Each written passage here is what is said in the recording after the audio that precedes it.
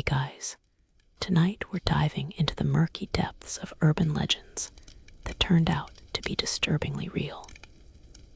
Picture this. You're walking down a bustling New York City street in 1935, the concrete warm beneath your feet, the smell of hot dogs and exhaust fumes mixing in the humid air. Somewhere beneath your shoes, through layers of asphalt and steel, something prehistoric is stirring in the darkness. You're probably thinking this sounds like the beginning of a cheesy horror movie. But here's the thing, you probably won't survive this story with your childhood sense of safety intact. So before you get comfortable, take a moment to like the video and subscribe, but only if you genuinely enjoy what I do here. Drop a comment letting me know where you're listening from and what time it is in your corner of the world. Now, dim the lights, maybe turn on a fan for that soft background hum, and let's ease into tonight's journey together. You descend into the labyrinthine tunnel system beneath Manhattan, your flashlight cutting through the perpetual twilight. The legend of alligators in New York sewers has been whispered about since the 1930s, dismissed by most as urban folklore born from too many campfire stories and not enough common sense. But you're about to discover that sometimes the most ridiculous sounding tales have teeth, literally. The story begins during the Great Depression, when exotic pets were surprisingly common among wealthy New Yorkers. Alligators, imported from Florida as adorable hatchlings, would arrive in department stores and pet shops, their scales gleaming like wet leather under the display lights. Families would purchase these reptilian companions, not considering that a cute 6-inch baby alligator would eventually grow into a 6-foot predator with a jaw strong enough to snap a human femur. You can almost hear the conversations in those Depression-era apartments. Honey, Snappy is getting a bit too big for the bathtub. The solution seemed obvious to many desperate pet owners. Flush them down the toilet. Historians still argue whether the initial reports were exaggerated, but sewer workers began reporting encounters with these displaced reptiles as early as 1932. The mainstream historical fact is that Teddy May, New York's Commissioner of Sewers, officially acknowledged the alligator problem in 1935. His workers had been complaining about aggressive reptiles lurking in the tunnels, and May decided to investigate personally. What he found was a thriving colony of alligators that had adapted to their subterranean environment, feeding on rats and growing to impressive sizes in the warm, humid conditions. Here's where it gets deliciously weird.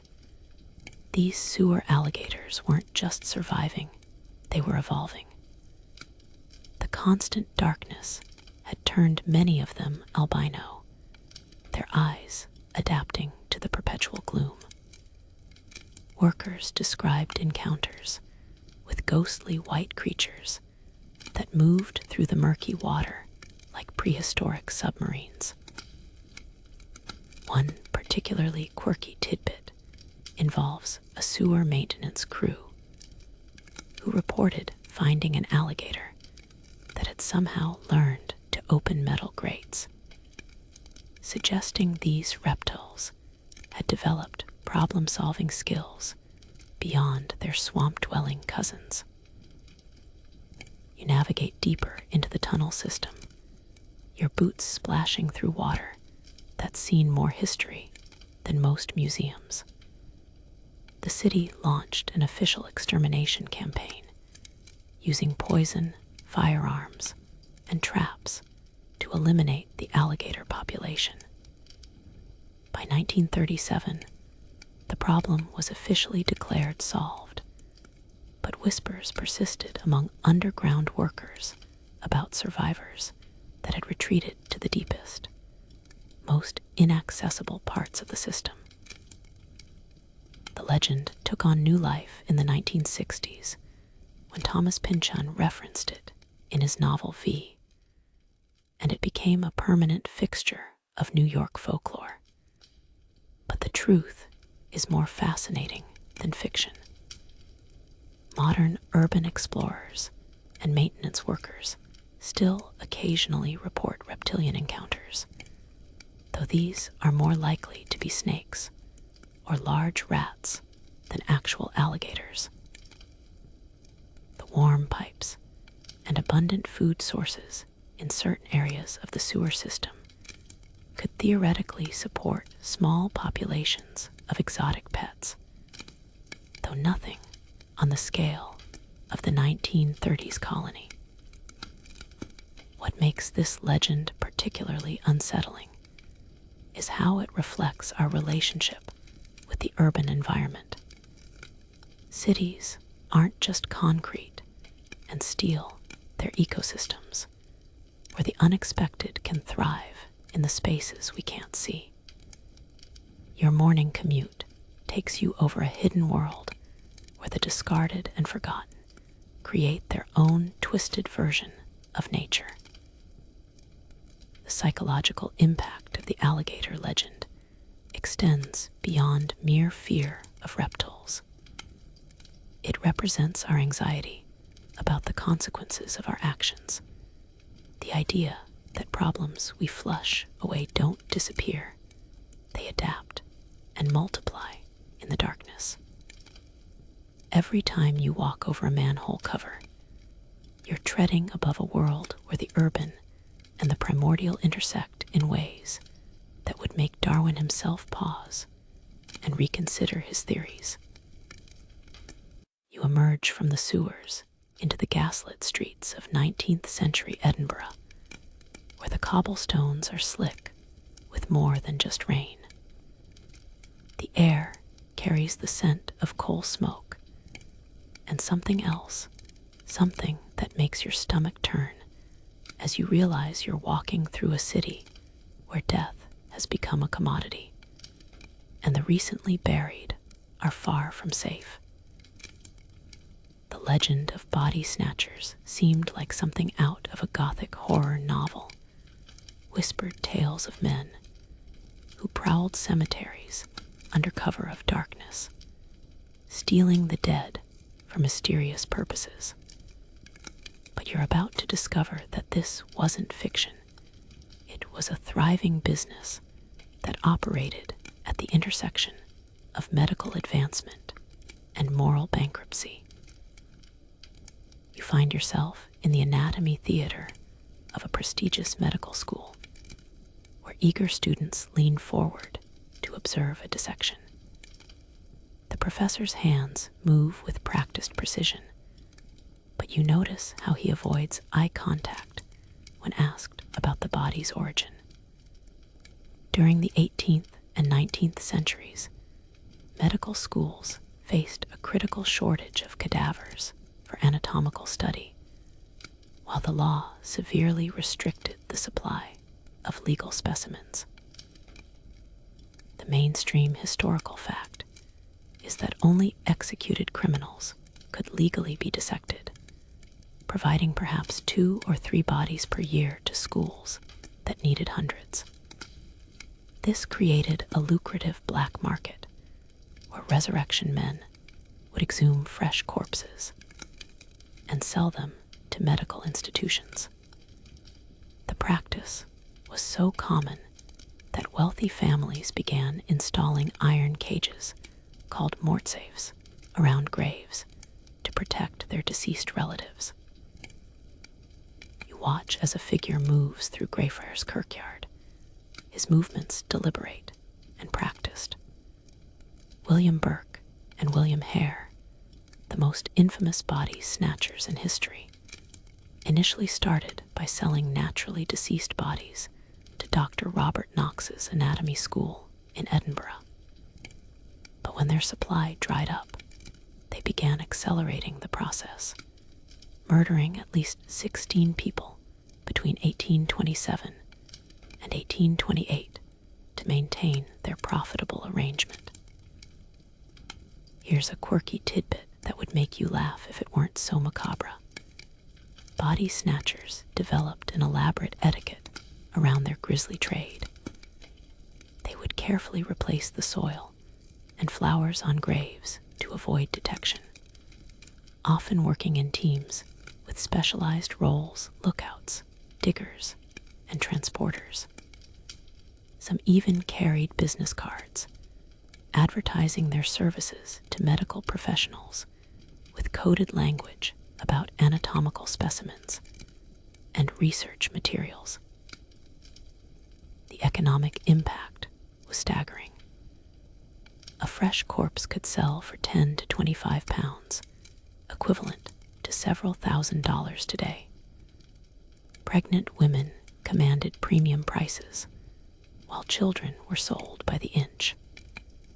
The trade was so lucrative that some resurrection men invested in professional equipment, specialized shovels, body bags, and even wheeled carts designed for discreet transport.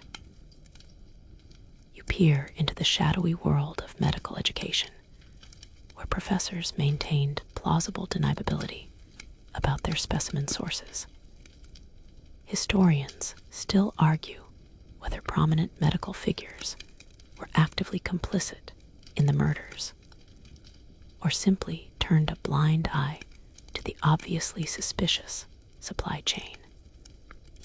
The line between advancement of medical knowledge and criminal enterprise became increasingly blurred as schools competed for the best specimens. The psychological toll on communities was immense. Families would hold extended wakes to ensure their loved ones weren't stolen, and cemetery guards became a common sight. The fear was so pervasive that some people arranged to be buried in multiple coffins, or requested that their graves be filled with heavy stones to deter resurrection attempts. The Burke and Hare case finally exposed the full horror of the trade. When caught, Hare turned evidence against Burke, who was executed in 1829. In a twist of poetic justice, Burke's body was publicly dissected, and items made from his skin were sold as souvenirs. You can still see his skeleton displayed at the University of Edinburgh, a permanent reminder of how the pursuit of knowledge can become corrupted by greed and desperation. The legend of body snatchers reflects deeper anxieties about death and the sanctity of the human body. It represents our fear that even in death, we might not find peace, that our physical remains could become commodities in transactions we never consented to. The story reminds us that the line between scientific progress and moral transgression is often thinner than we'd like to believe. Modern organ transplantation and medical research have legal frameworks that the resurrection men never had, but the underlying tension remains. Every time you check that organ donor box on your driver's license, you're participating in a system that transforms death into a life-saving resource, a more benevolent version of the same trade that once terrorized graveyards across Europe and America. You climb the creaking stairs of a 1950s suburban home, each step echoing through the silence as you make your way to check on the sleeping children. The house feels different in the darkness. Familiar spaces become threatening, and every shadow seems to conceal something sinister. Your hand trembles slightly as you reach for the phone to make what you think will be a routine call, unaware that you're about to become part of a legend that's far more real than anyone wants to admit. The babysitter and the upstairs phone, a story that's been told at sleepovers and around campfires for generations, usually dismissed as just another urban legend designed to frighten teenagers. But you're about to discover that this tale has roots in actual cases that terrorized communities and changed how we think about home security and telephone technology. You settle into the living room, the children safely asleep upstairs when the phone rings. The voice on the other end is calm, almost conversational, as it asks if you've checked on the children lately. You hang up, attributing it to a prank call, but the phone rings again and again. Each time, the voice becomes more insistent, more knowing about your location and situation. The mainstream historical fact is that the story originated from actual incidents in the 1950s and 1960s, when party line telephone systems created vulnerabilities that predators could exploit. Unlike modern phone systems, party lines connected multiple households to the same circuit, allowing skilled operators to listen in on conversations and gather personal information about families, schedules, and routines. You realize with growing horror that the caller knows details about the house, the color of the wallpaper, the names of the children, even what you're wearing. This isn't random harassment, it's targeted surveillance. The most documented case occurred in 1950 when a babysitter in Missouri received threatening calls throughout an evening, with the caller demonstrating intimate knowledge of the family's home and routines. Here's where the technology gets fascinatingly sinister. Telephone operators in the era of manual switching could access almost any conversation simply by plugging into the appropriate circuit. Some operators, driven by boredom or malicious intent, would eavesdrop on private calls, gathering information about families' daily routines, financial situations, and personal relationships. This created a perfect storm for harassment and stalking. The quirky tidbit that makes this legend even more unsettling is that some telephone companies actually employed monitor operators whose job was to listen in on calls to ensure proper usage and prevent system abuse. These operators often worked night shifts, had access to subscriber information, and could easily identify homes where parents were away and teenagers were babysitting. You race upstairs to check on the children, your heart pounding as you remember the police officer's words from the most famous version of this story. Get out of the house immediately. The calls are coming from inside the house. While this dramatic revelation is fictional, the underlying technology that made it possible was very real. Internal phone extensions in larger homes could be manipulated by skilled intruders to create the illusion of external calls. The psychological impact of these incidents was profound. Parents became reluctant to leave their children with babysitters, and teenagers developed elaborate safety protocols for evening childcare duties. The legend tapped into primal fears about home invasion and the vulnerability of children, but it also reflected real anxieties about emerging communication technologies. Historians still argue whether the most famous versions of the story are based on single documented incidents or represent a composite of multiple cases. What's certain is that telephone harassment became a serious enough problem that telephone companies began implementing new security measures, and law enforcement developed specialized units to handle these crimes. The evolution of the legend parallels the development of telephone technology. As phone systems became more sophisticated, so did the methods of harassment and surveillance. The story adapted to include answering machines, caller ID, and eventually cell phones, but the core fear remained constant. The idea that our communication systems could be turned against us by those who understand them better than we do. You sit in the darkened living room, suddenly aware of how many electronic devices surround you, each one a potential gateway for someone with malicious intent. The babysitter and the upstairs phone legend serves as a reminder that our most basic assumptions about safety and privacy can be shattered by those who exploit the technologies we take for granted.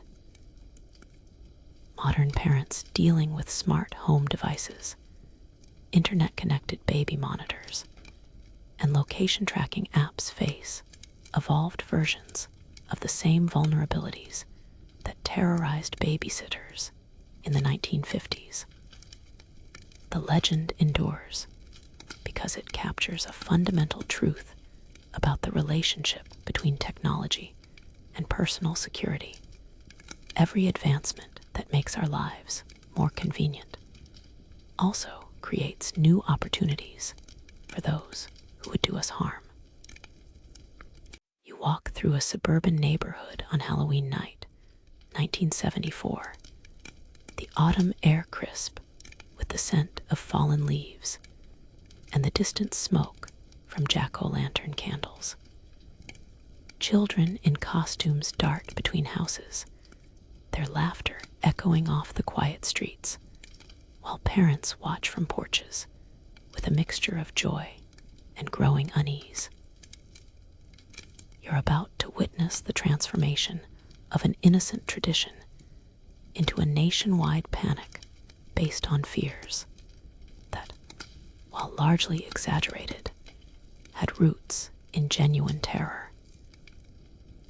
The legend of poisoned Halloween candy seemed like the ultimate boogeyman story, a tale designed to frighten parents and ruin childhood fun. Razor blades in apples, cyanide in pixie sticks, and needles in chocolate bars became the stuff of suburban nightmares. But you're about to discover that while the vast majority of these stories were false, the few real cases were horrific enough to change Halloween forever. You find yourself in Deer Park, Texas, watching as Ronald Clark O'Brien carefully prepares packages of pixie sticks for trick-or-treaters. The man who would become known as the Candy Man appears to be just another suburban father participating in Halloween festivities.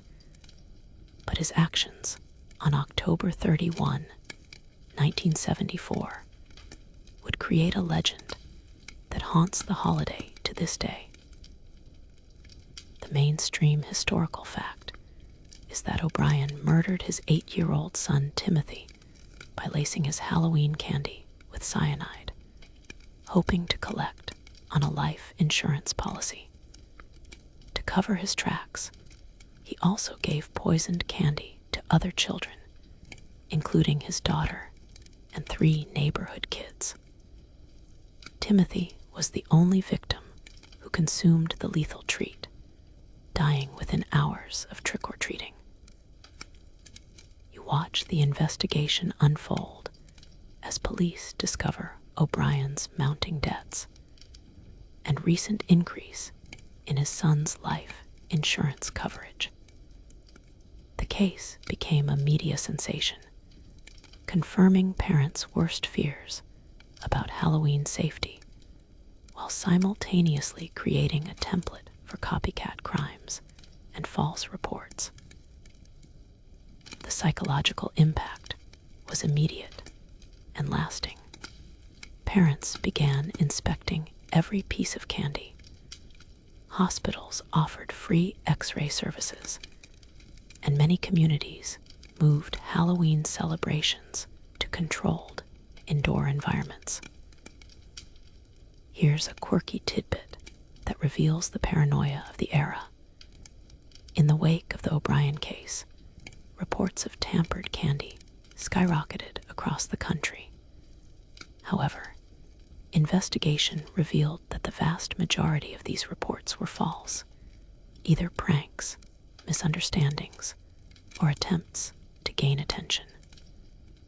One particularly bizarre case involved a child who claimed to find needles in his candy, but investigation revealed he had planted them himself to get out of school. The legend took on a life of its own, fueled by media coverage and parental anxiety. Stories of razor blades in apples became standard Halloween warnings, despite the fact that documented cases were extremely rare. When such incidents did occur, they were usually perpetrated by family members or close acquaintances rather than random strangers, a pattern that mirrors most crimes against children. You examine the evolution of Halloween safety measures, from the simple advice to check your candy, to elaborate community programs designed to create safe trick-or-treating environments.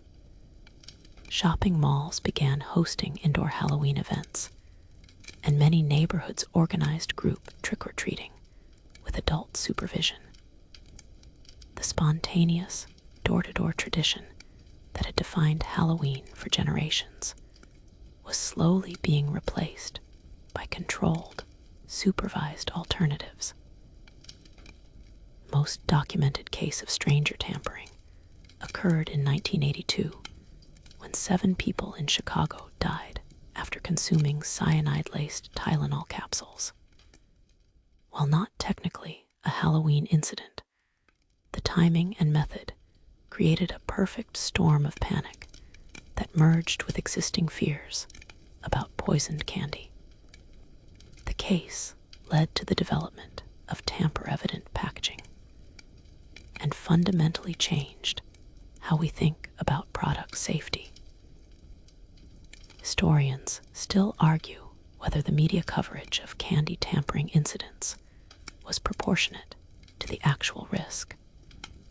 Studies conducted in the 1980s and 1990s found that while reports of tampered candy numbered in the hundreds each year, confirmed cases of serious harm were virtually non-existent. The few documented incidents typically involved minor injuries or hoax attempts rather than genuine poisoning. The psychological mechanism behind the poisoned candy legend reveals something profound about parental anxiety and social trust. Halloween represents a unique cultural moment when children are encouraged to accept treats from strangers, a practice that contradicts every other safety lesson they've been taught. The legend of poisoned candy provided a framework for expressing deeper anxieties about stranger danger and the erosion of community trust. You observe how the legend has evolved in the digital age, with social media amplifying both warnings and debunking efforts. Modern parents face new versions of the same fears, concerns about fentanyl-laced candy, despite the economic impossibility of such crimes, or worries about cannabis edibles accidentally distributed to children. The underlying pattern remains consistent. Real incidents are rare, but the fear is pervasive and culturally significant. The poisoned candy legend serves as a reminder that urban legends often persist, not because they're factually accurate, but because they address real emotional needs. The story provides a tangible focus for abstract fears about childhood safety, stranger danger, and the vulnerability of trust in modern society. Every time you check your child's Halloween candy, you're participating in a ritual that acknowledges both the statistical improbability and the psychological necessity of vigilance. You're driving down a lonely highway in the American Southwest, your headlights cutting through the desert darkness as storm clouds gather on the horizon. The radio crackles with static, and your gas gauge is dropping faster than you'd like. That's when you see her, a young woman in a white dress standing beside the road, her thumb extended in the universal gesture of a hitchhiker needing help. You're about to encounter one of the most persistent and well-documented urban legends in modern folklore, one that has roots in genuine experiences that have been reported for over a century. The vanishing hitchhiker legend appears in cultures worldwide, but you're experiencing the classic American version. A helpful driver picks up a stranded traveler, usually a young woman in distress, only to discover that the passenger has mysteriously disappeared during the journey. The legend seems like pure supernatural fiction, but you're about to learn that documented cases of this phenomenon have been reported by reliable witnesses, including police officers, cab drivers, and ordinary citizens whose stories share disturbing similarities. You pull over and offer the woman a ride, noticing how her clothes seem oddly formal for the desert heat, and how she speaks in a soft, almost whispered voice. She gives you an address in town and settles into the passenger seat, her presence both comforting and unsettling. As you drive, she shares fragments of her story, something about visiting family, about being far from home, about needing to get somewhere important.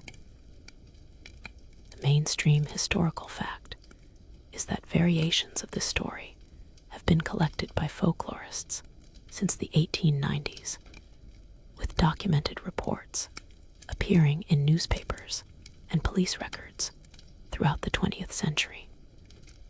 The most famous case occurred in 1979, when Chicago cab driver Ralph called police to report that a young woman had vanished from his taxi during a routine fare, leaving behind only a strange chill and the lingering scent of roses.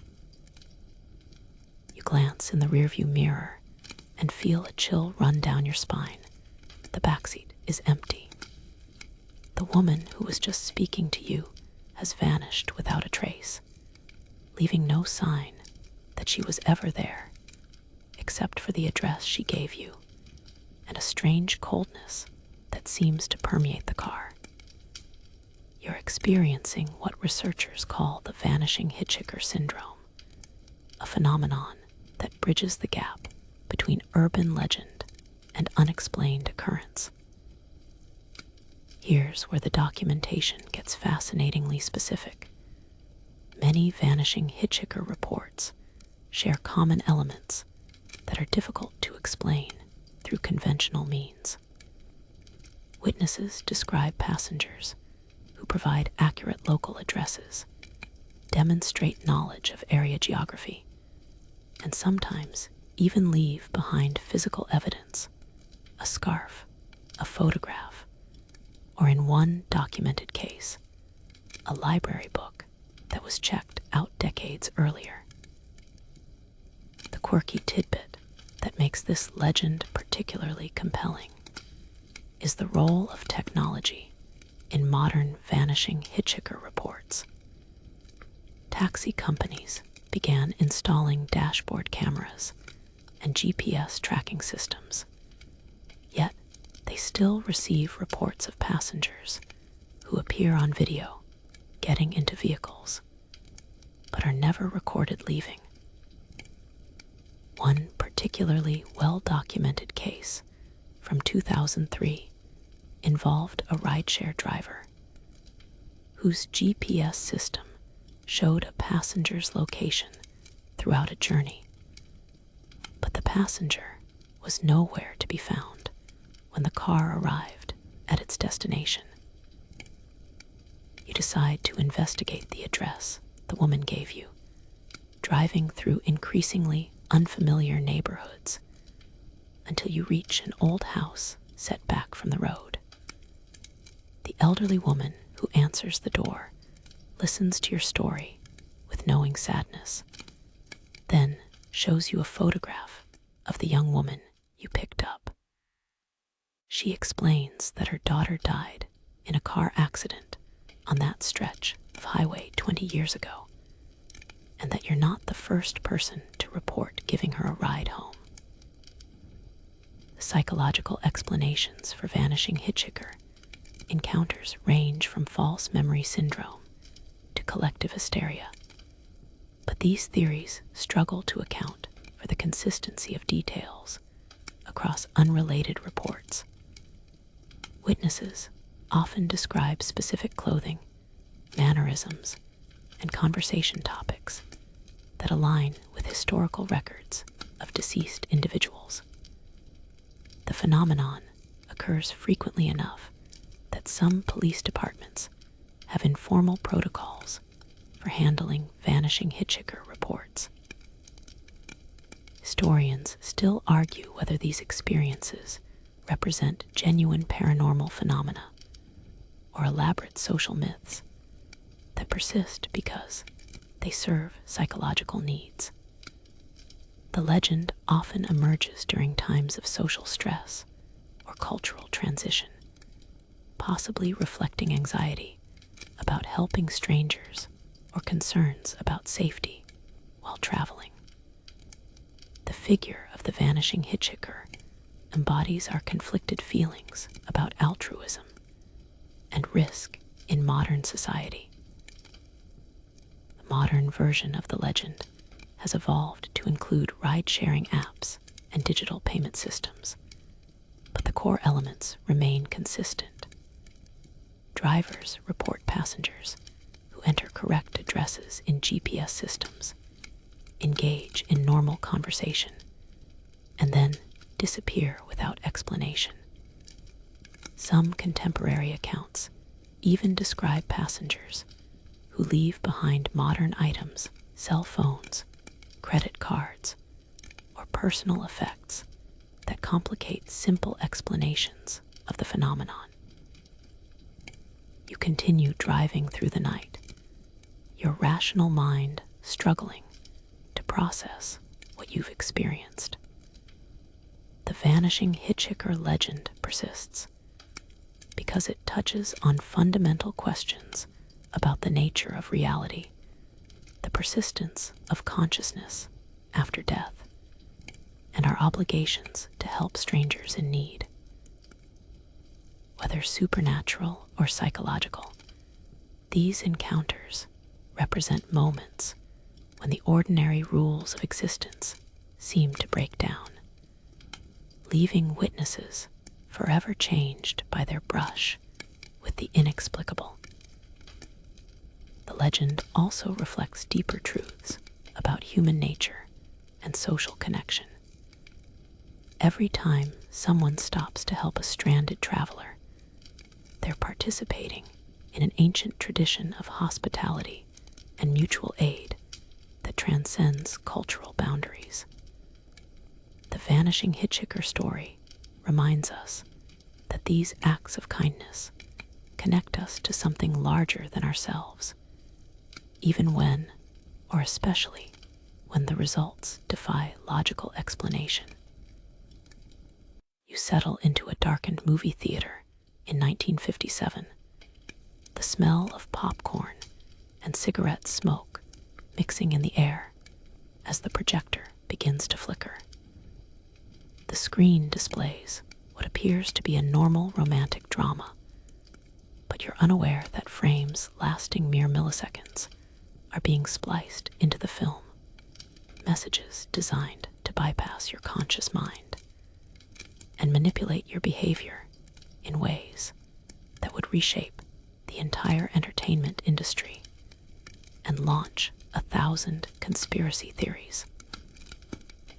The legend of subliminal messages in movies seemed like science fiction paranoia, stories of hidden frames commanding audiences to buy Coca-Cola or eat popcorn without their knowledge. But you're about to discover that these experiments actually happened, conducted by marketers and researchers who believed they could control human behavior through techniques that blur the line between entertainment and mind control. You're witnessing the birth of a phenomenon that began with James Vickery, a market researcher who claimed to have conducted subliminal advertising experiments in a Fort Lee, New Jersey movie theater. During screenings of Picnic, he allegedly flashed messages reading, "Drink Coca-Cola," and "Eat popcorn" at 1/3000th of a second intervals, claiming that popcorn sales increased by 57.7% and Coca-Cola sales by 18.1%. The mainstream historical fact is that Vickery's claims created a media sensation and public panic about subliminal manipulation, leading to congressional hearings and broadcasting regulations. However, when pressed for details, Vickery later admitted that his study was fabricated, a publicity stunt designed to drum up business for his failing marketing company. But the damage was done. The concept of subliminal messaging had entered popular consciousness and would never entirely disappear. You observe how the entertainment industry embraced the controversy, with filmmakers like William Castle incorporating subliminal effects into horror movies as marketing gimmicks.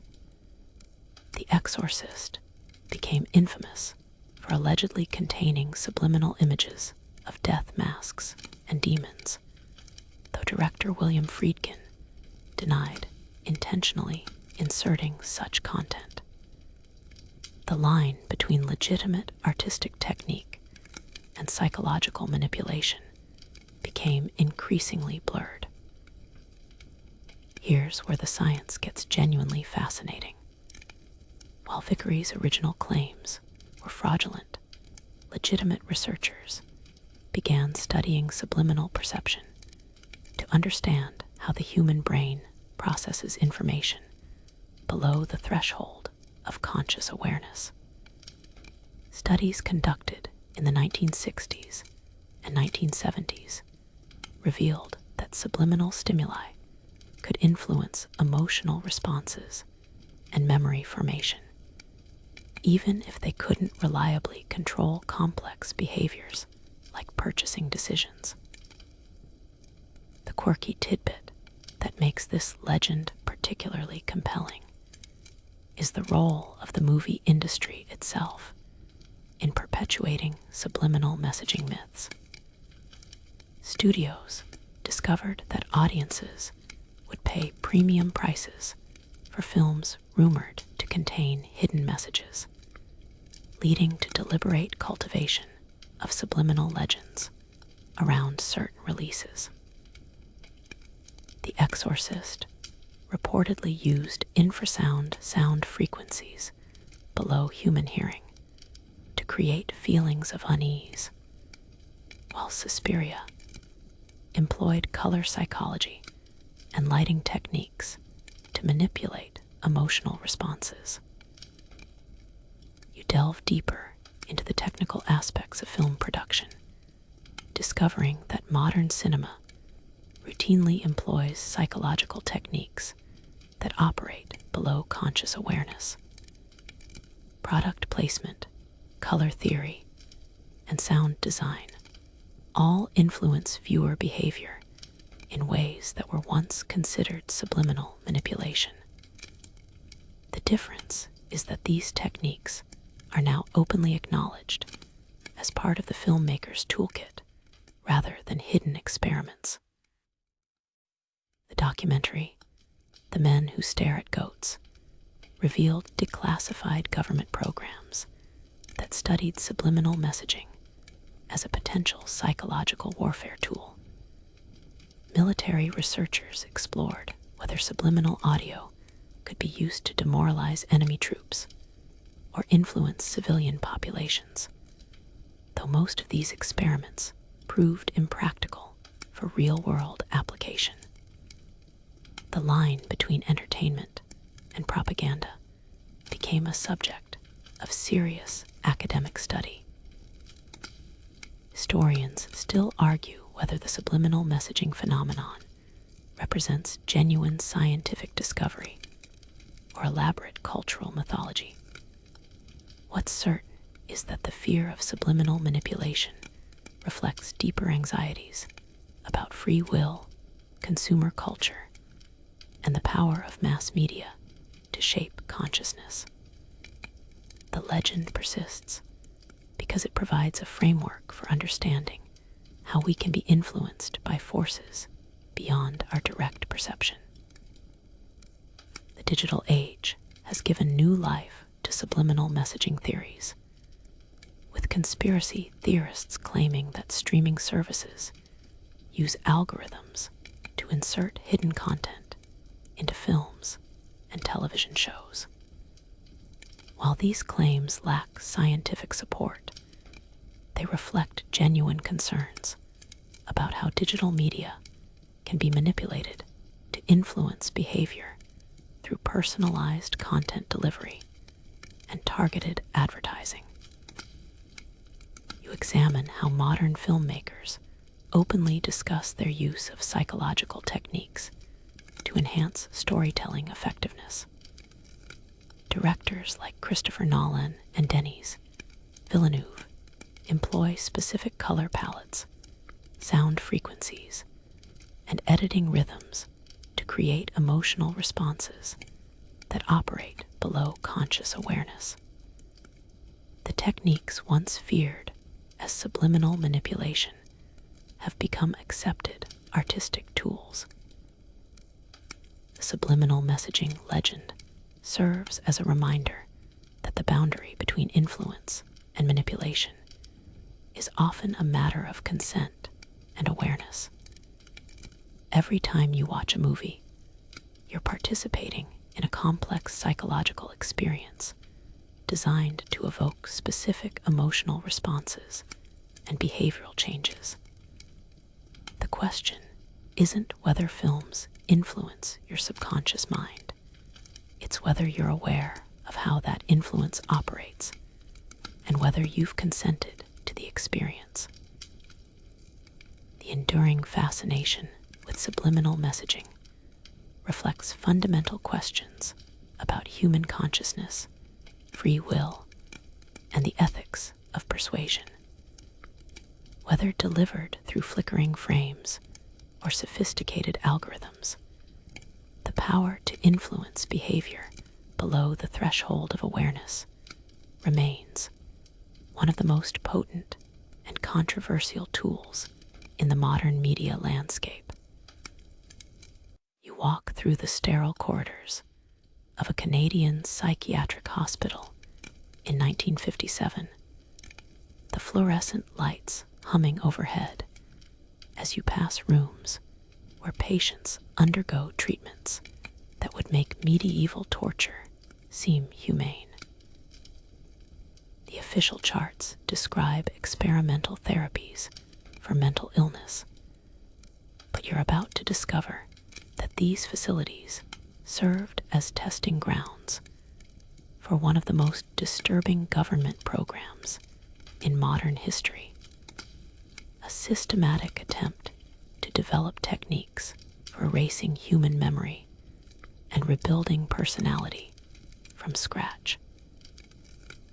The legend of government mind control programs seemed like the ultimate paranoid fantasy.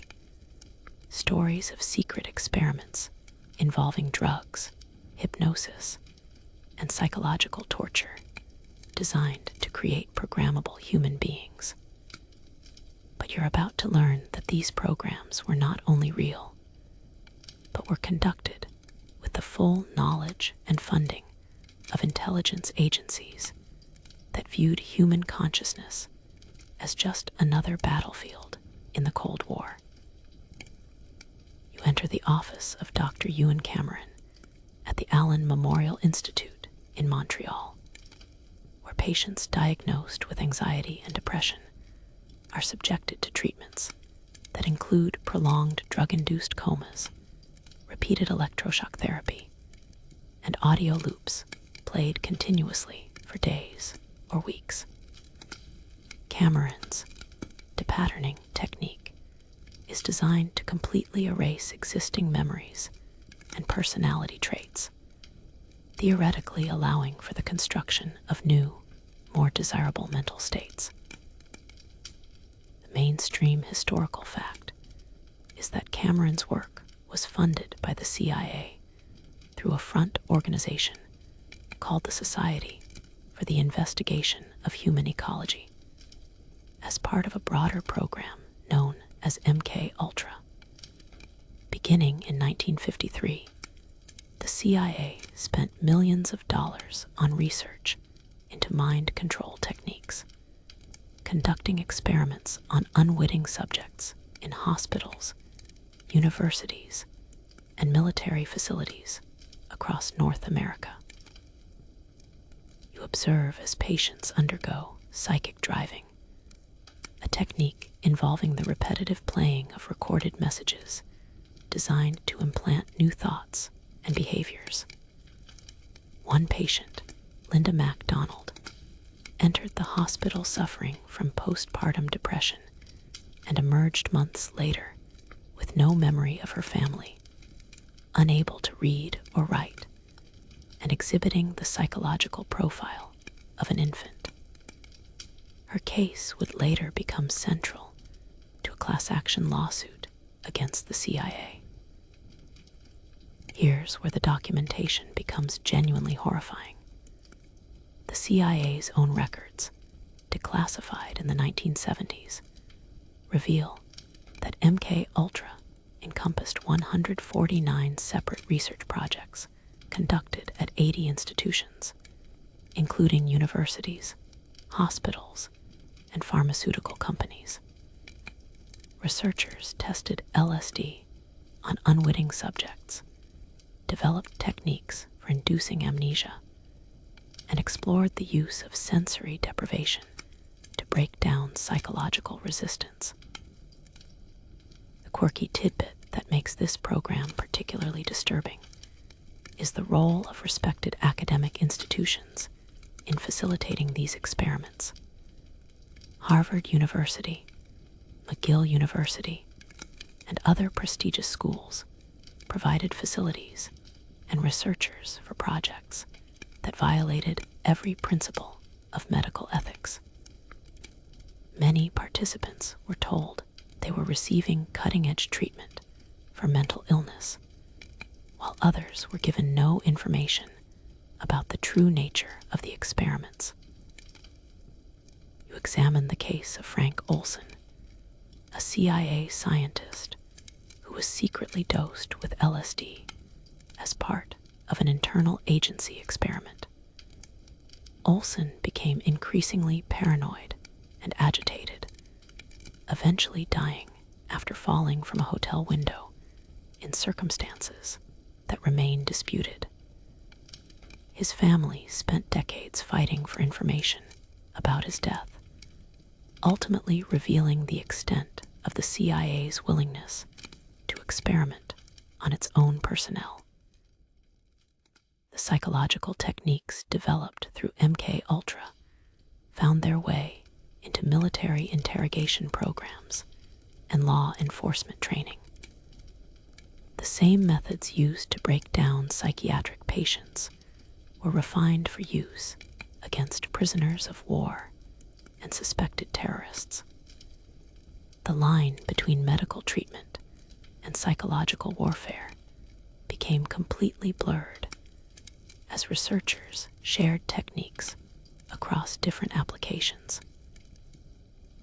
Historians still argue whether the MK Ultra program ever achieved its stated goals of developing reliable mind control techniques.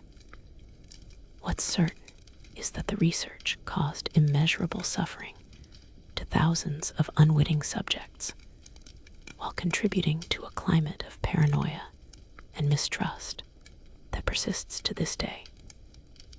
The program represents one of the most systematic violations of human rights ever conducted by a democratic government. The legal aftermath of MK Ultra included congressional investigations, lawsuits, and new regulations governing human experimentation. Many victims received financial compensation, though the full extent of the damage may never be known, since CIA Director Richard Helms ordered the destruction of most MK Ultra records in 1973. The surviving documents provide only fragmentary glimpses into the scope and horror of these experiments. You discover that elements of MK Ultra research continue to influence modern psychology and psychiatry. Techniques developed for breaking down psychological resistance have been adapted for treating trauma and addiction, while research into memory formation and personality change continues under more ethical guidelines. The knowledge gained through these unethical experiments continues to shape our understanding of human consciousness. The MK Ultra legend serves as a cautionary tale about the dangers of unchecked government power and the corruption of scientific research by political objectives. It reminds us that the most outrageous conspiracy theories sometimes pale in comparison to documented historical facts, and that the line between protective secrecy and destructive deception is often invisible until decades later.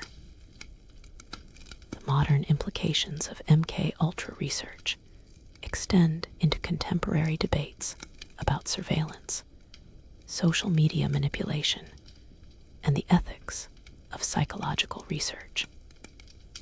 Every time you consent to a psychology experiment or wonder about the addictive nature of social media algorithms, you're encountering evolved versions of the same questions about mind control and human agency that drove the original program. You're parked at Lover's Lane on a foggy October night in 1946, the radio playing softly as you and your date enjoy the privacy that only a secluded roadside spot can provide. The news bulletin that interrupts your evening describes an escaped mental patient with a hook for a hand, last seen in the area around your exact location. You're about to become part of a legend that has terrified teenage couples for generations. But you're also about to discover that this story has roots in actual escapes, real violence, and documented cases that transformed romantic rendezvous into exercises in terror. The hook-armed killer legend seemed like the perfect campfire story, a tale designed to discourage teenage romance, while providing a socially acceptable outlet for discussing the dangers of parking in secluded areas. But you're about to learn that this urban legend grew from a documented pattern of attacks on couples in parked cars, perpetrated by individuals whose mental health treatment had failed catastrophically. You hear a scratching sound against the car door, a metallic scraping that could be tree branches in the wind or something far more sinister.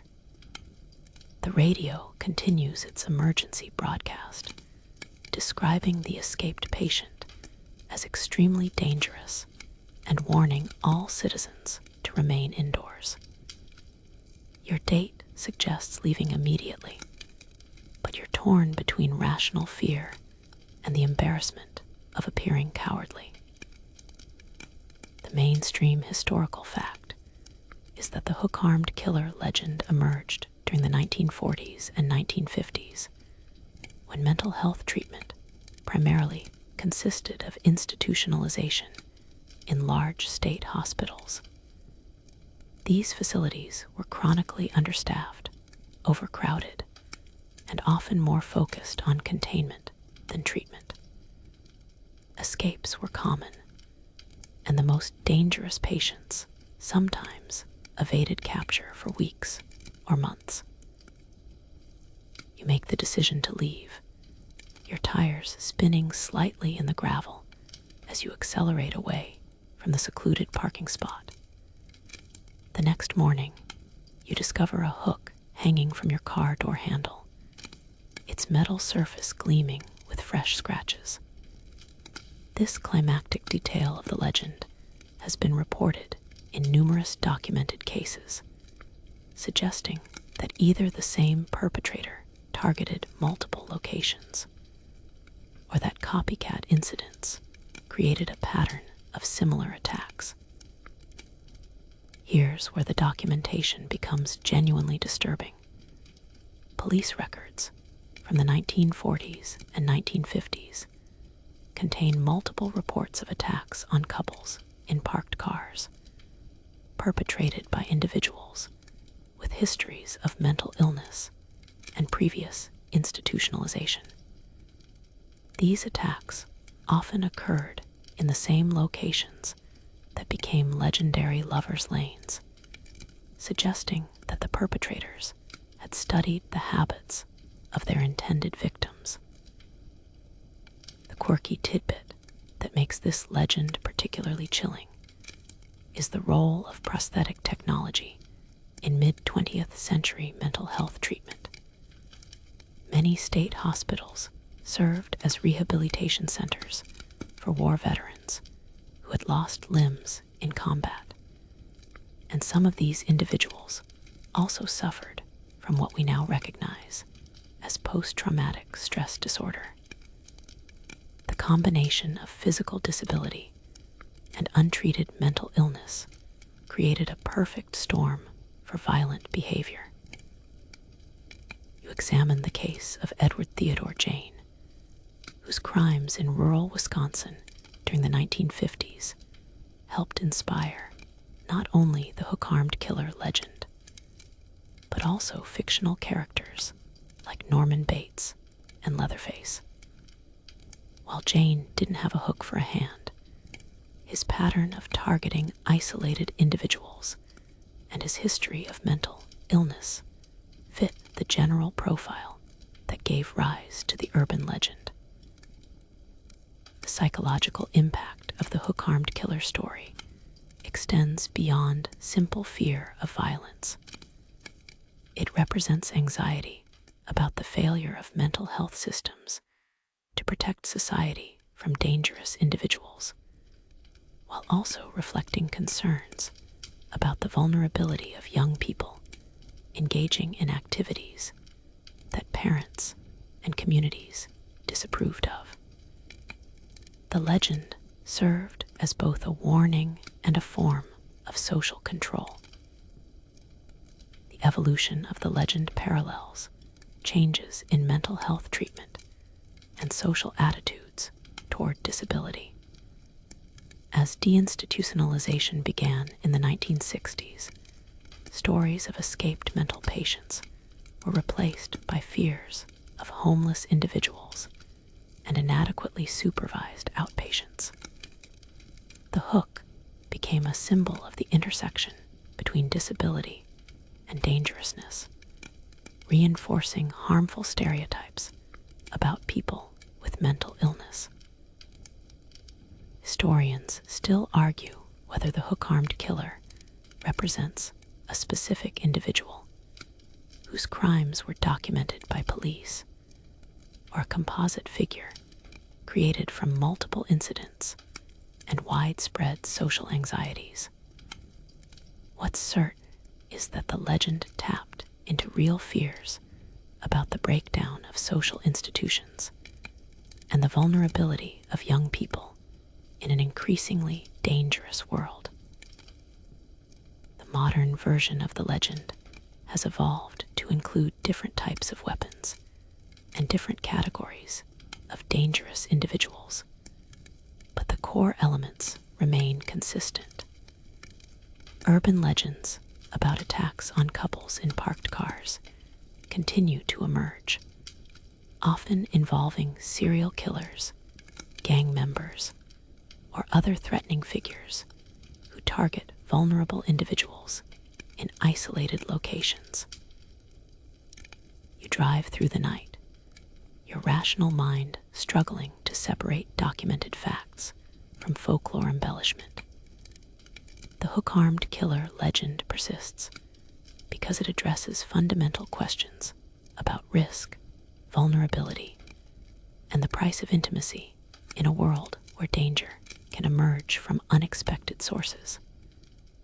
Whether based on specific incidents or collective anxieties, the story serves as a reminder that our most private moments can become sites of public terror. The legend also reflects deeper truths about the relationship between mental illness and violence. While the vast majority of people with mental health conditions pose no threat to others, the few who do commit violent acts often become the basis for disproportionate fears and discriminatory policies. The hook-armed killer story reminds us that the line between protection and prejudice is often determined by how we choose to interpret and respond to statistical outliers. You wake up in a bathtub filled with ice, your body aching, and your mind foggy from whatever drugs were used to render you unconscious. A note taped to the mirror above the sink instructs you to call 911 immediately and inform them that your kidneys have been harvested. You're experiencing what thousands of urban legend enthusiasts believe to be pure fiction, but you're about to discover that organ theft represents a very real criminal enterprise that operates in the shadows of legitimate medical practice. The legend of kidney thieves seemed like the ultimate example of modern paranoia. Stories of travelers who accept drinks from strangers only to wake up missing vital organs. But you're about to learn that, while the bathtub and ice scenario is largely fictional, the illegal organ trade represents a multi-billion-dollar global industry that preys on the poor and desperate while serving wealthy patients who can't wait for legal transplants. You stumble from the bathtub, your side bandaged and aching, as you try to process what has happened to you. The kidney theft legend typically describes sophisticated criminal organizations that target healthy individuals in tourist areas, using drugs and surgical facilities to harvest organs for sale on the black market. While this specific scenario is largely fictional, the underlying criminal enterprise is disturbingly real. The mainstream historical fact is that illegal organ trafficking has been documented by law enforcement agencies, medical organizations, and human rights groups worldwide. The World Health Organization estimates that 10% of all organ transplants involve commercialized transactions, often involving exploitation of vulnerable populations in developing countries. These operations range from crude procedures in improvised surgical facilities to sophisticated networks that utilize legitimate medical infrastructure. You discover that the modern organ trade emerged in the 1980s as advances in immunosuppressive drugs made transplantation more successful and demand for organs began to exceed legal supply.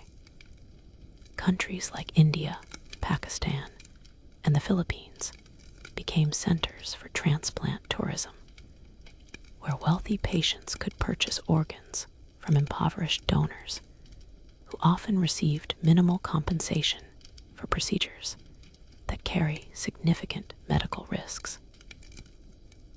Here's where the economics become genuinely disturbing. A kidney that sells for $1,000 to $2,000 in a developing country can be worth $100,000 to $200,000 in the United States. This massive profit margin creates powerful incentives for criminal organizations to develop increasingly sophisticated methods for acquiring and distributing organs, often with the cooperation of corrupt medical professionals. The quirky tidbit that makes this trade particularly insidious is the role of legitimate medical institutions in facilitating illegal organ trafficking. Some hospitals and clinics serve dual functions, providing legal medical care while also participating in black market organ sales. Patients may receive genuine medical treatment while being evaluated as potential organ sources, creating a horrifying blend of healthcare and criminal enterprise. You examine documented cases like the Netcare scandal in South Africa, where a legitimate hospital network was found to have facilitated the harvesting of organs from Brazilian donors for sale to Israeli patients. The operation involved forged medical documents, bribed officials, and surgical procedures that were performed by licensed medical professionals who had corrupted their oath to do no harm. The psychological profile of organ trafficking victims reveals the intersection of poverty, desperation, and medical exploitation. Many donors are recruited through false promises of employment or education, while others are coerced through debt bondage or threats of violence. The victims often suffer from inadequate post-operative care, leading to infections, disability, or death that goes unreported by authorities.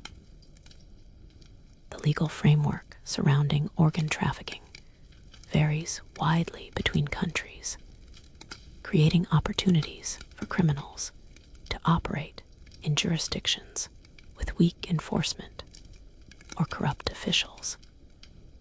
Some nations have attempted to regulate the trade through licensed organ markets, but these efforts often fail to eliminate black market activity while creating new forms of exploitation. Historians still argue whether the sensationalized versions of organ theft stories serve to raise awareness about real crimes or create misleading impressions about how the illegal organ trade actually operates. What's certain is that the legend taps into fundamental fears about medical vulnerability and the commodification of human bodies in an increasingly market-driven healthcare system. The modern version of organ trafficking has evolved to include sophisticated networks that use social media, travel agencies, and medical tourism companies to facilitate transactions.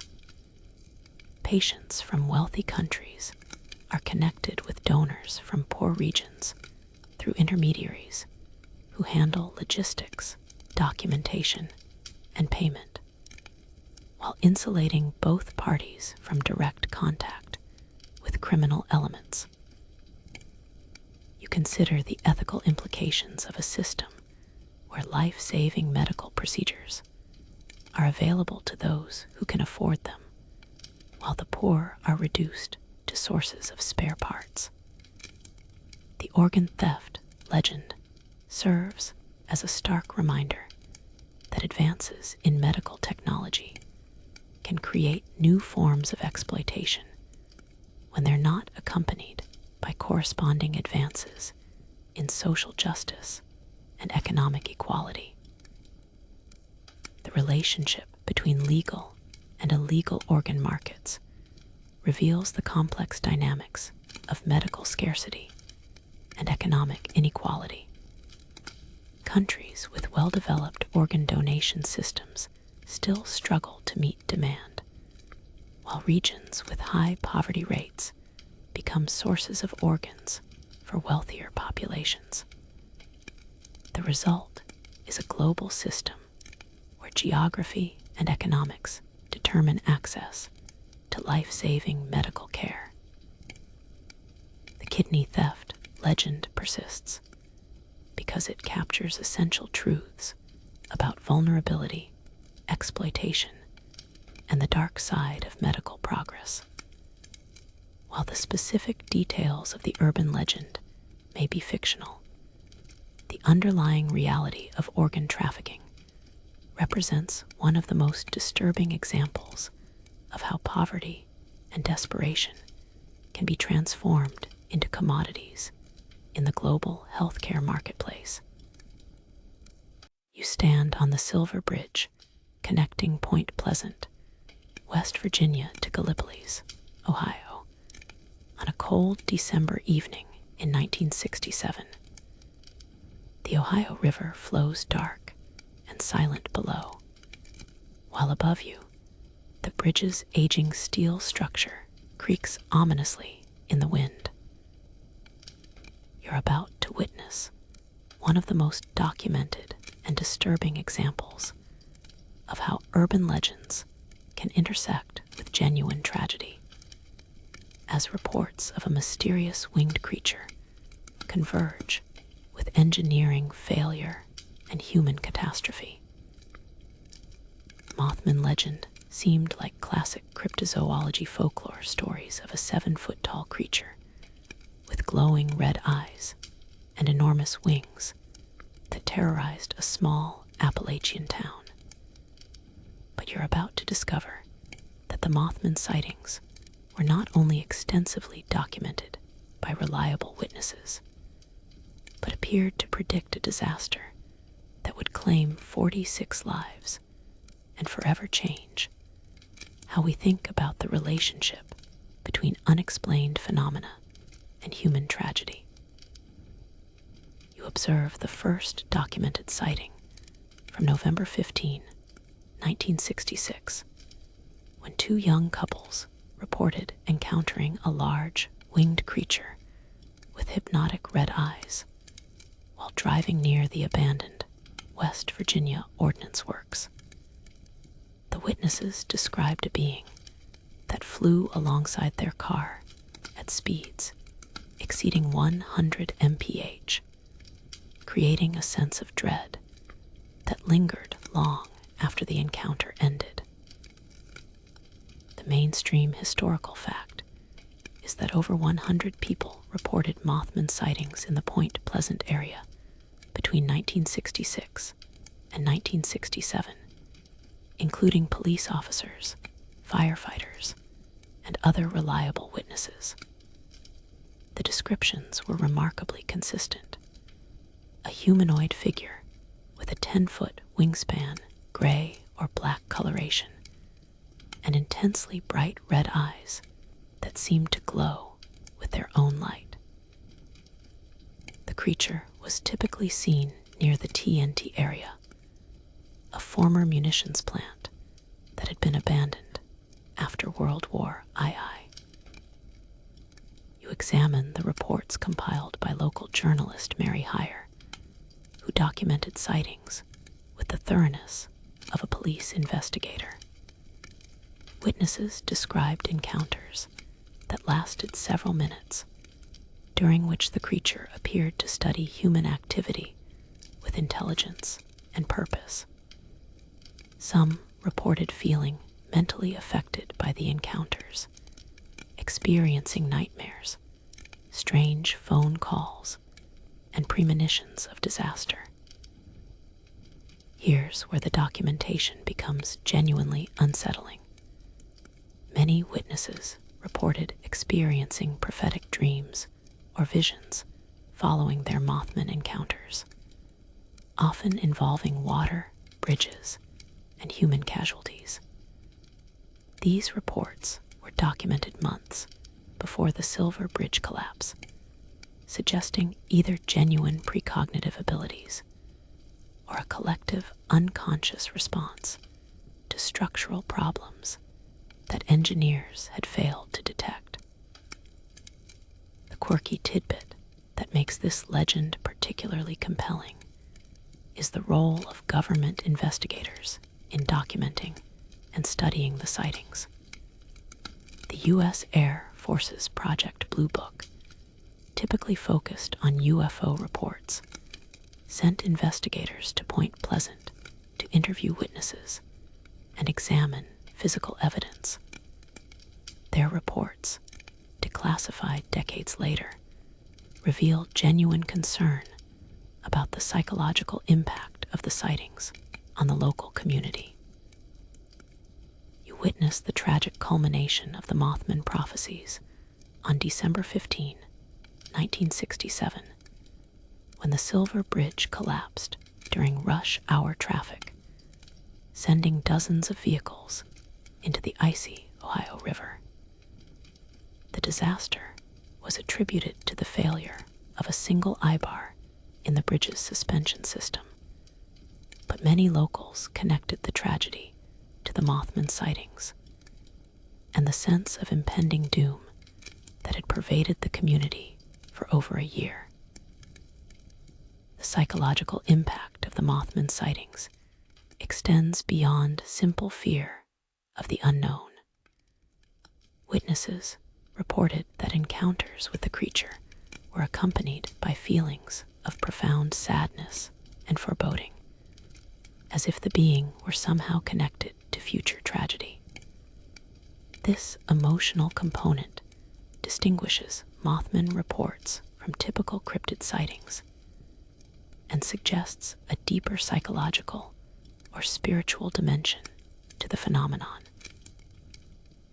The investigation into the Silver Bridge collapse revealed systemic problems with infrastructure inspection and maintenance that had gone unaddressed for decades. The bridge was carrying twice its designed load capacity, and the failed eye-bar had been showing signs of stress fractures for years. The Mothman sightings occurred in the context of a community that was unconsciously aware of impending disaster, even if they couldn't articulate the specific threat. Historians still argue whether the Mothman represents a genuine, unexplained phenomenon or a psychological response to community stress and environmental degradation. The TNT area, where most sightings occurred, was heavily contaminated with chemical waste from wartime munitions production.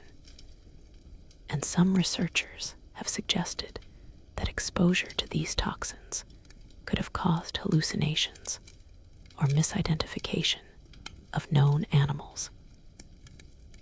The modern legacy of the Mothman includes annual festivals, tourist attractions, and a cottage industry of paranormal investigators who continue to report sightings in the Point Pleasant area.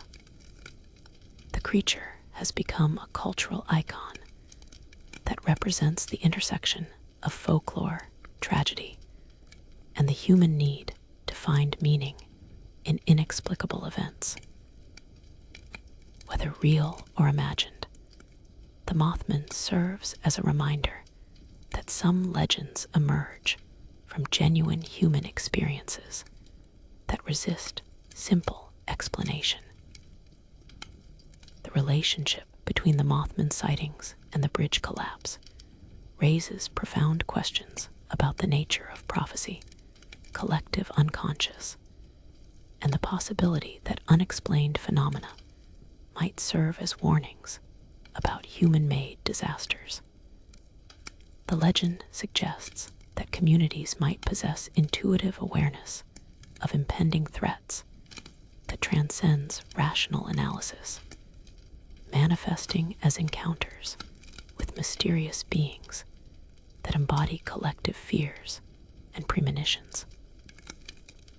You stand on the rebuilt bridge, watching the Ohio River flow beneath you, while overhead, the night sky seems to hold infinite possibilities for wonder and terror. The Mothman legend persists because it captures essential truths about human vulnerability, the limits of scientific understanding, and the possibility that reality contains dimensions that remain beyond our current comprehension. Whether messenger or monster, the Mothman represents our deepest fears about the unknown forces that might shape our destiny. You answer the door of your suburban home to find a professionally dressed woman with an official-looking badge, claiming to be from Child Protective Services. She explains that an anonymous report has been filed regarding your family, and she needs to conduct an immediate welfare check on your children. You're about to encounter one of the most insidious urban legends of the modern era, one that exploits parental fears while masking very real cases of government overreach and criminal impersonation.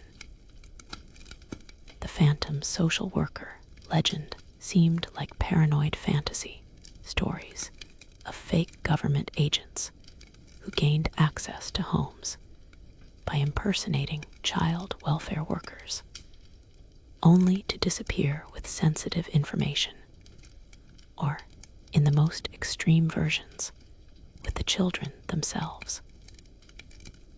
But you're about to discover that documented cases of such impersonation have occurred with disturbing frequency, often involving genuine government employees who exceeded their authority, or criminals who exploited the public's trust in official credentials.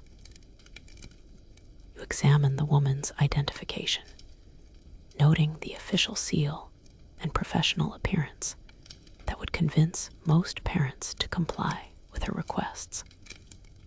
The legend typically describes smooth-talking individuals who use intimate knowledge of family situations to convince parents that they're legitimate government representatives conducting routine investigations. The psychological manipulation is sophisticated, exploiting parental guilt and fear of authority to gain access to private information. The mainstream historical fact is that cases of social worker impersonation have been documented by law enforcement agencies nationwide, with some involving elaborate criminal schemes designed to gather information for identity theft, burglary, or child exploitation. The Federal Trade Commission has issued warnings about fake social workers, and many state agencies have implemented verification procedures to help families identify legitimate government representatives. You observe how the impersonators often possess detailed information about family situations, school records, or previous interactions with social services, knowledge that would be available to someone with access to government databases or connections within the child welfare system.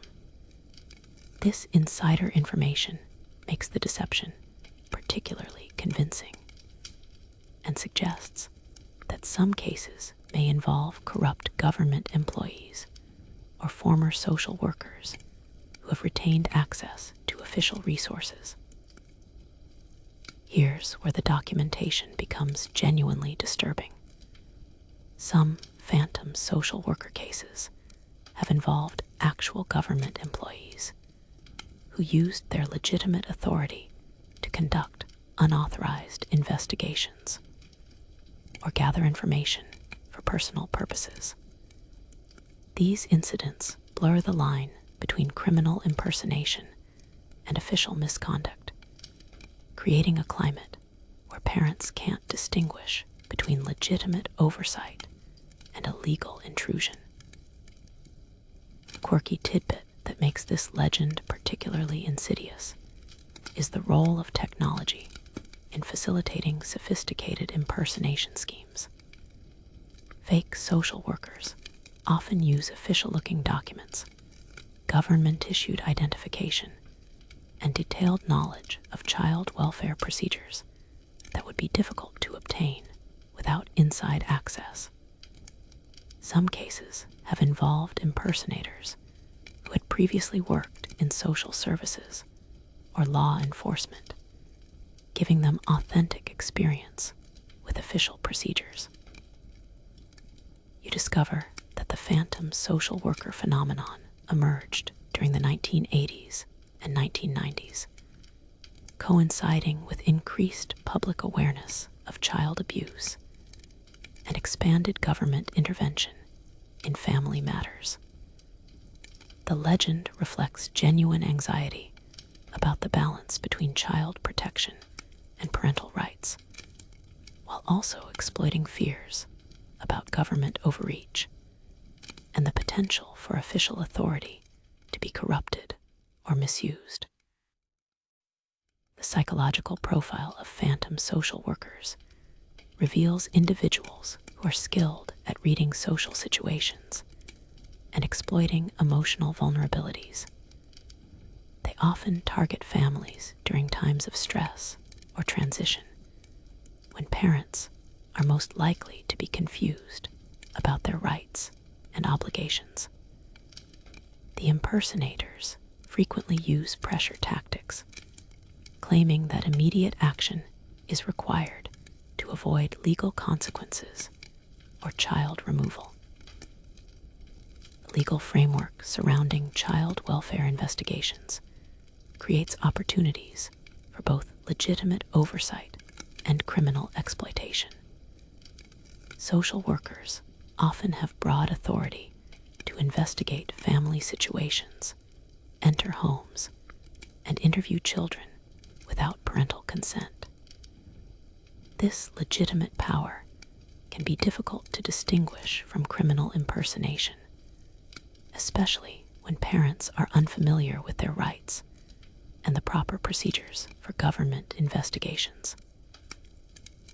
Historians still argue whether the phantom social worker legend represents a genuine threat to family security or reflects exaggerated fears about government intervention in private life. What's certain is that documented cases of impersonation have caused real harm to families, while also undermining trust in legitimate social services and making it more difficult for real social workers to perform their duties.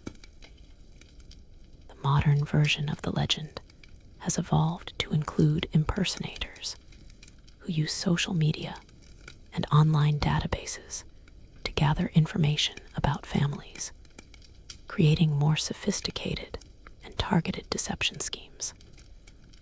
Some cases involve organized criminal enterprises that use fake social worker visits to case homes for burglary or gather information for identity theft operations. You consider the broader implications of living in a society where government representatives can exercise significant authority over family life, while criminals can exploit this system by impersonating officials. The phantom social worker legend serves as a reminder that the same institutional power designed to protect children can be corrupted or misused by those who understand how to manipulate public trust and official procedures. The relationship between legitimate child welfare work and criminal impersonation reveals the complex dynamics of authority, trust, and vulnerability in modern society. Families must navigate a system where cooperation with government investigations is often mandatory, while also protecting themselves from those who would exploit their compliance for criminal purposes. The phantom social worker legend persists because it captures essential anxieties about the balance between individual rights and collective responsibility for child welfare. Whether perpetrated by criminals or corrupt officials, these incidents remind us that the most trusted institutions can become sources of threat when accountability mechanisms fail, or when public trust is exploited by those who understand the system's vulnerabilities. You're driving down a deserted highway late at night when you hear it, the unmistakable sound of an infant crying from somewhere in the darkness beside the road. Your headlights sweep across the empty landscape, revealing nothing but shadows and the occasional glint of abandoned debris. Every instinct tells you to stop and investigate, to rescue what might be a helpless child in distress. You're about to encounter the final, and perhaps most psychologically manipulative urban legend we've explored tonight. One that exploits the deepest human impulses to protect the innocent, while concealing very real criminal tactics that have been documented by law enforcement agencies worldwide. The crying baby trap legend seemed like a perfect example of criminal creativity taken to horrifying extremes. Stories of predators who use recorded infant cries to lure good Samaritans into ambushes, attacks, or worse. But you're about to discover that this technique has been documented in police reports, criminal investigations, and victim testimonies, representing one of the most insidious methods of exploitation ever devised by those who understand how to weaponize human compassion. You slow your vehicle, your heart racing as the crying continues, seeming to move along the roadside as if following your car. The legend typically describes criminals who use high-quality audio recordings of crying infants, played through portable speakers or car sound systems, to simulate the presence of an abandoned or injured child. The psychological manipulation is devastatingly effective, triggering powerful protective instincts that override rational caution. The The mainstream historical fact is that law enforcement agencies have documented cases of audio-based luring techniques in criminal investigations dating back to the 1980s, with some involving sophisticated equipment and careful staging designed to create convincing scenarios of child distress. The FBI has issued warnings about these tactics, particularly in the context of highway robberies and attacks on isolated motorists. You notice how the crying seems to be coming from different locations, suggesting movement that would be consistent with a real child crawling or walking along the roadside. This detail appears in numerous documented cases where criminals use multiple speakers or moving audio sources to create the illusion of a living child in distress. The technique is particularly effective in areas with limited visibility, where potential victims can't immediately verify the source of the sounds. Here's where the documentation becomes genuinely chilling. Some cases have involved criminals who use real children as bait, coaching them to cry on command, or placing them in genuinely distressing situations to create authentic sounds of distress. These incidents represent the ultimate corruption of the parent-child bond, transforming children into tools for criminal exploitation, while simultaneously exploiting the protective instincts of potential victims. The quirky tidbit that makes this legend particularly disturbing is the role of technology in creating increasingly sophisticated audio deception. Modern criminals can use smartphone apps, Bluetooth speakers, and even drone-mounted audio systems to create convincing illusions of child distress from safe distances. Some cases have involved criminals who studied recordings of real infant crying to understand the specific audio frequencies that trigger the strongest emotional responses.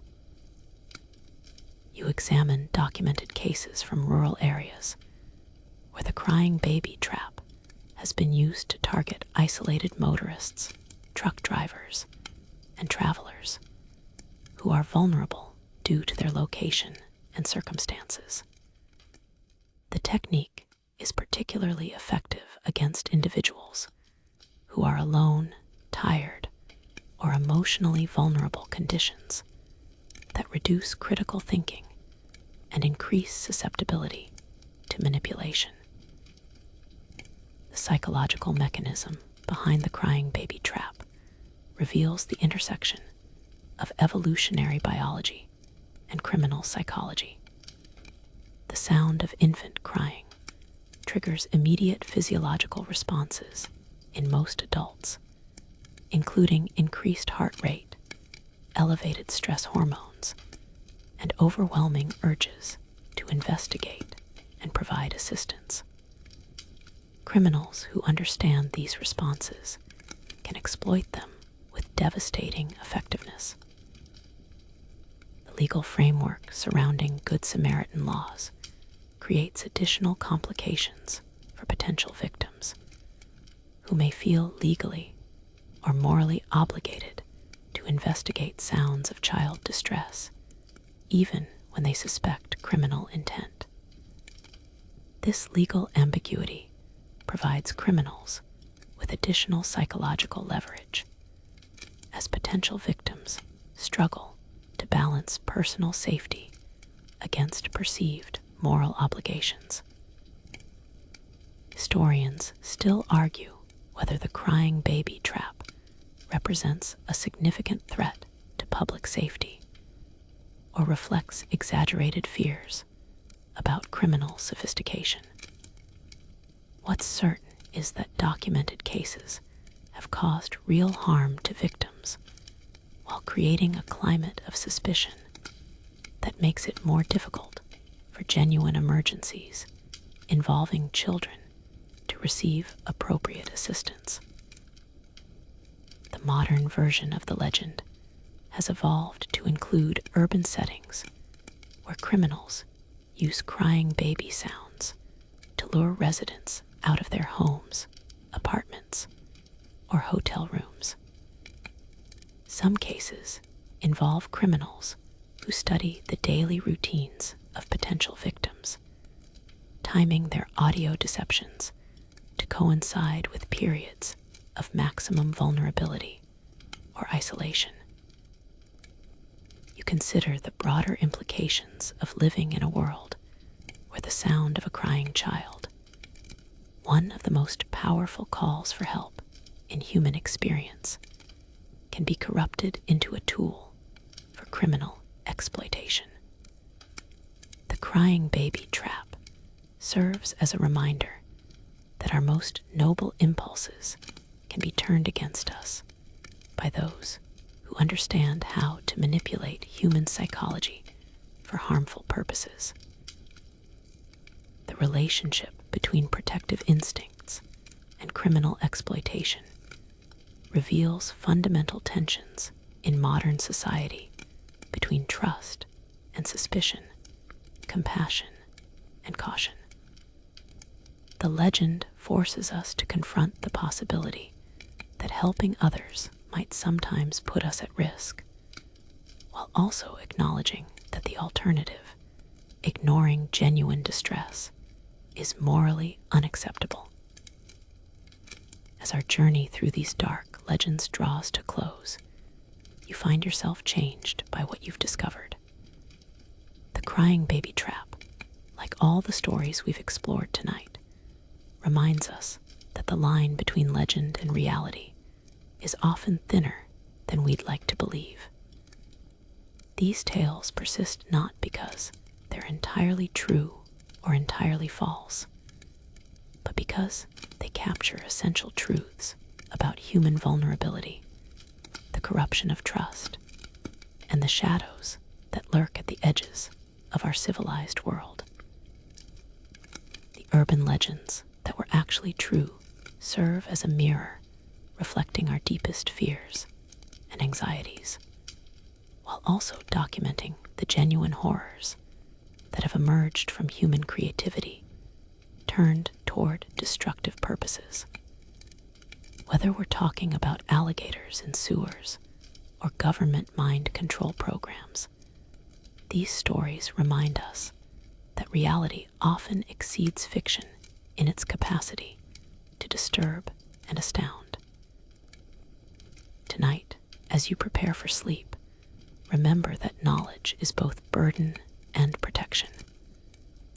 Understanding these legends, their origins, their evolution, and their reality, helps us navigate a world where the impossible sometimes becomes possible, where the unthinkable occasionally becomes fact, and where the price of innocence is often paid in the currency of hard-won wisdom. The shadows that surround us are not always empty, and the sounds we hear in the darkness don't always have innocent explanations. But armed with knowledge and tempered by experience, we can face these mysteries with courage rather than fear, understanding rather than panic, and compassion rather than cynicism. Sleep well, knowing that while monsters may indeed exist in the margins of our world, human resilience, community, and the shared commitment to truth and justice remain our most powerful defenses against the darkness that sometimes masquerades as legend, but proves to be disturbingly, unforgettably real. Rest now, and let these stories settle into memory, not as sources of fear, but as reminders of the strength we find when we refuse to let the shadows define our world. The legends may be true, but so is our capacity to survive, to learn, and to protect one another from the genuine horrors that occasionally emerge from the depths of human imagination made manifest